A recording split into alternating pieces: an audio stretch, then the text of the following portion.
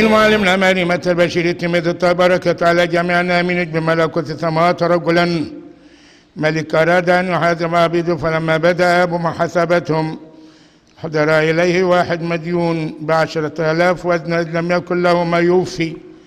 أمر سيده أن يباع هو وامراته وبنوه وكل ما له ويوفي الدين. فخر ذلك العبد ساجدا قائلا: يا سيد تمهل علي فأوفيك كل ما لك.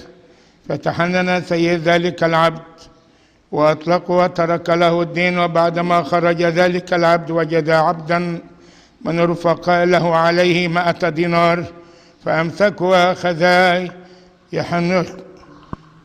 يخنقه قائلا: أوفي لي مالي عليك. فخر ذلك العبد على قدميه وسأله: تمهل علي فأوفيك كل مالك. فأبى ومضى وطرحه في السجن حتى توفي الدين. فرأى رفقاءه ما كان فحزنوا جدا وجاءوا فعلموا سيدهم بكل ما كان. حينئذ دعا سيده وقال له: يا العبد الشرير، كل ما كان لي عليك تركته لك لأنك سألتني. أما كان ينبغي لك أن ترحم رفيقك كما رحمتك أنا؟ وغضب سيده ودفعه إلى المعذبين حتى يوفي جميع ما له عليه. هكذا أبي في السماوات يصنع بكم إن لم تتركوا من قلوبكم كل واحد لأخي ذلاته. تفضلوا. باسم الاب والابن والروح القدس واحد امين. في مشكله كبيره عندنا قوي قوي، ما بنرحمش بعض، وعشان كده بقى في ايه، في غلاء. مشكلتنا ما بنرحمش بعض، وعشان كده ربنا مش هيرحمنا. عشان كده ربنا مش هيرحمنا. مشكلتنا ما بنرحمش بعض. دكتور مش رحم دكتور، وجسيس مش رحم جسيس، وراهب مش رحم راهب، وواحدة مش رحم واحدة، وواحد مش رحم جوزته مراته، وواحد مش رحم جوزها، طلع في عينه. ومن هنا يأتي الغلاء والوباء والزلازل والغرق والحريق كله. من هنا يأتي الغلاء والوباء والزلازل والغرق والحريق. اللي بيشكي من الغلاء يرحم اللي معاه. سامعيني يا جماعة؟ يعني مثلا أبونا أنطونيوس يرحم الناس الشغالين معاه حتى لو كانوا أصغر منه، عشان ربنا يشيل الغلاء والوباء والزلازل والغرق والحريق. كل واحد يرحم. إذا كان حد ناوي إن يشيل الغضب بتاع ربنا بتاع الغلاء والوباء، يرحم اللي معاه. كل واحد في مكانه. الراجل الملك قال: عاوز أشوف العبيد اللي عندي. فجاب واحد من العبيد دول وقال له: أنا لي عندك 10,000 وزنة، هاتهم لي. فقال له: ما عنديش. فأمر الراجل الملك أن يباع الراجل ده هو ومراته وولاده وكل ما له عشان ينوم في الدين. فالعبد ده هو سجد له، قال له: ارحمني. فرحم، تمهل علي. يا ما بنصبرش على اللي معانا، محدش صبر. عاملين زي العربيات اللي بتطير في الشارع كده. حين تكون سايق عربيه وتتاخر في ربع دقيقه كده، تلاقي اللي وراك توت توت توت، لما تستنى عنه. فرضنا اللي سايق العربيه دي عنده جلطه، جات له جلطه مثلا، فبوظفت العربيه. اصبر يا عم، تمهل علي. عاوزين نتمهل على بعض ونرحم بعض عشان ربنا يرحمنا يا جماعة. كل واحد في مكانه. ده ممكن واحد يكون فراش في باب على باب ويجنن المدير الموجود جوه، يدخل المدير مش عاوزه ويمنع المدير اللي عاوزه، يجننه. ده ممكن معلم ورا واحد كاهن بيصلي يجنن ابونا على المذبح. ابونا يطول هو يقصر، وابونا يقصر هو يطول، وابونا يقول جبت يرد عليه بالعربي، وابونا يقول عربي يرد عليه بالجبت. يجنن ابونا ليه؟ ناوي كده، هو في قلبه ما فيش رحمه. فالانسان اللي قلبه ما فيش رحمه ممكن يجنن اللي معاه. فقال له: طب ما ترحمني. قال له: خلاص هرحمك، يلا مع السلامه. وطلع ولقي واحد من اصحابه وقال عنده 100 دينار تكها عليه، اللي هو اللي سابهم له 10,000 وده عليه 100 دينار. قال له هات لي 100 دينار بتوعتي. فقال له ما عنديش يا ولد يا اخويا، ما تمهل عليا. ما فراح امسكه، اخذ يحنقه يؤنبه، وقال له كل ما لي عاوز 100. فخر العبد صاحبه قال له طب ما تمهل عليا، ما تصبر عليا زي ما ربنا صبر عليا وعليك. افتكر واحد قال لي هو ربنا هيصبر على فلان اللي بيظلمني امتى؟ قلت له بيصبر عليك وعليا وعليه، مصبر على الكل، هو الراجل صبر على الكل. قال له تمهل عليا، فقال له لا ما اقدرش اسيبك، فمضى وحطه في السجن حتى يوفي 100 دينار.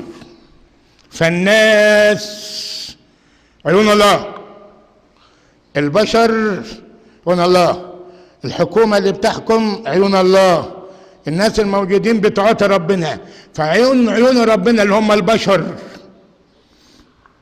بصوا عليه في حزنه. وجميل في هذا العبد لم يتكلم عن نفسه، ساب ربنا يتكلم. بدل اخويا مش عاوز يرحمني اسيب الرحمه لربنا. صح كده ولا يا جماعه؟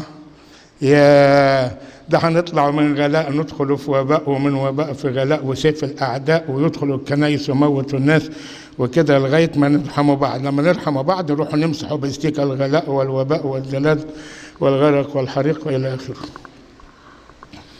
راح نلغوا الغلاء والوباء والزلازل والغرق والحريق. شفتوا المصيبه اللي عندك في البيت ايه؟ مش لاقي تاكل ليه؟ والعكننه ليه؟ والتعب ليه؟ قلبك ما فيهوش رحمه على اخوك. واول قلبي ما يبقى في رحمه على اخويا كل الامور عندي. لما سمع الراجل الكبير الكلام ده راح جاب العبد الشرير ده قال له كل ما كان عليك انا تركته لك عشان قلت له ارحمني، مش كان ينبغي ان ترحم رفيقك زي ما رحمتك انا؟ وغضب الرجل الكبير ودفع، لو دفع الاولاني الشرير حتى يوفي جميع ماله. هكذا ابي السماوي يصنع بكم ان لم تتركوا من قلوبكم كل واحد لاخيه ذلته. هكذا ابي الذي في السماوات يصنع بكم بحثا تخين مهما كان هو مين، وما يرحمش. ربنا يصنع إن لم تتركوا قلوبكم كل واحد لأخيه ذلاته. والقديس عن ذهبي الفم يقول ايه؟ يقول أبي مش أبيكم. ليه بقى؟ لأن أبي بتاع الصالح مش بتاع الشرير، مش بتاع كل الناس. القديس يوحنا ذهبي الفم يقول أبي مش أبيكم، مش أبيكم يعني مش أب الشرير والصالح، لا أب صالح بس. هكذا أبي السماوي يصنع بكم إن لم تتركوا من قلوبكم كل واحد ذلاته. ايه رايكم يا جماعه؟ ايه اخبار الرحمه اللي في قلبك يا حبيبي؟ ايه اخبار الرحمه اللي هكذا ابي الذي في السماوات مش هيرحم اللي ما بيرحمش ايا كان وضعه. الراجل الاولاني الشرير عمل قرض ب10,000 وزنه وعنده فلوس، والتاني يا عين المسكين عنده قرض ب100 دينار، لكن اللي عنده اموال مش عارف يرحم زي ما ربنا رحمه وخلى فلوس معاه فلوس في جيبه. اما التاني بقى بيرحم وما عرفش يتكلم. يعني القديس اغسطينوس يقول 10,000 وزنه بيساوي 10 في 1000، وال10 دي الوصايا، وال1000 يعني في انسان ممكن يعمل شرور يفسد 10 وصايا. في واحد من الناس تلاقيه يفسد 10 وصايا، ما يسيبش ولا وصيه. حب الرب الهك من كل قلبك ما بيحبش، حب قريبك نفسك ما يحبش، لا تزني يزني، لا تقتل يقتل، لا تغضب يعني يفسد كله. كلمة 1000 يعني معناها فسد كل وصايا. فقد يزعل الزين يقول ده واحد فسد كل الوصايا، فمحتاج ايه؟ ربنا بيرحمه برضه لو كان يرحم، لو كان هو بيرحم ربنا يرحم. اما القديس جيروم يقول الراجل ده اللي مش عاوز يرحم ينقصه زوجة صالحة. امال ايه؟ يا زوجة صالحة المكتوب عنها حكمة المرأة تبني بيتها. انا مبسوط قوي بايه؟ بالجواز. ليه؟ عشان حكمة المرأة اللي بتبني البيت وتطلع قديسين موسى وإيليا واشعيا وارميا وسيدنا وابونا والبت اللي عامله زي اليصابات دي وبتنادي الزواج. حكمة المرأة تبني بيتها وحماقتها تهد بيدها. ده سليمان الحكيم يقول كده. فالراجل ده هو اللي مش عاوز يرحم كان ينقصه حكمة، والحكمة يجب أن تكون في المرأة. قديسين يقولوا امرأة بلا رجل كسفينة بلا دفة، فالمرأة هي السفينة والرجل هو الدفة. المرأة سفينة، يعني لو في دفة بس اللي هو الرجل في البحر يبقى هنوصل للناس ازاي؟ او البضايع ازاي؟ امال مين اللي بيوصل؟ ماما يا عم زي ما قلت قبل كده، واحد في السماء اللي تشوف ام ماري جريس يقول لها انت مين؟ تقول له مين؟ ام ماري جريس يا اخوه. طوبى للبطن التي حملتك وللثديين رضعتهما. طوبى للبطن اللي حملتك وللثديين رضعتهما. فالقديس جيروم يقول الراجل ده كان ناقص واحده ست وحكيمه، زي ما سليمان الحكيم في سفر الامثال يقول قول الحكمه يا اختي، انت اختي. وغالبا اي عمل من غير حكمه ما يصلحش، اي عمل من غير حكمه ما يصلحش. تقول للناس اللي ما اتجوزوش الرباع ما معاهم الحكمه اللي هو الله، حكمه الله.